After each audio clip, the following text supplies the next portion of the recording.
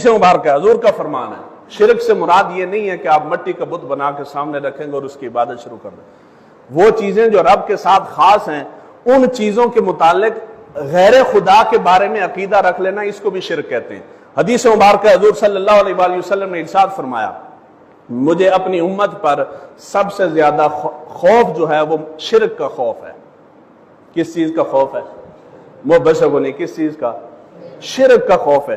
آپ کے جتنے پڑھے لکھے بیٹھے ہیں آپ سوچیں گے کہ حجت الوداع پہ حضور نے فرمایا تھا مجھے اس بات کا کوئی ڈر اور خوف نہیں کہ تم میرے بعد شرک میں مبتلا ہو جاؤ گے۔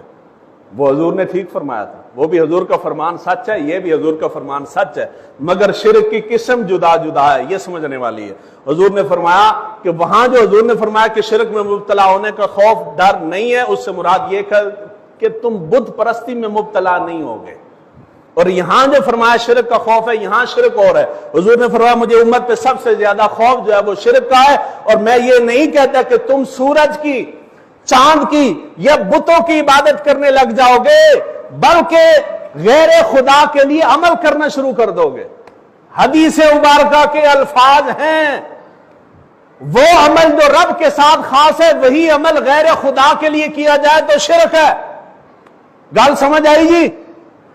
دعا مانگنا کس سے مانگتے ہو؟ رب سے۔ اگر یہی دعا غیر خدا سے مانگی جائے تو شرک ہے۔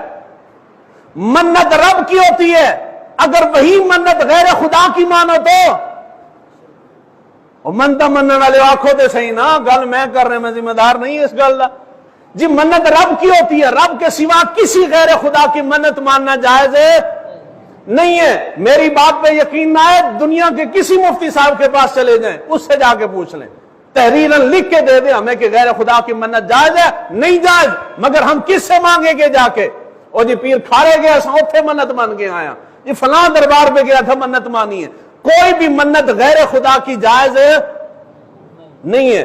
اگر عمل وہ جو رب کے ساتھ خاص تھا اسی عمل میں اگر غیر خدا کو شریک کر لیا جائے تو اس کو شرک کہتے ہیں، اور ہم اس شرک کے اندر مبتلا ہیں۔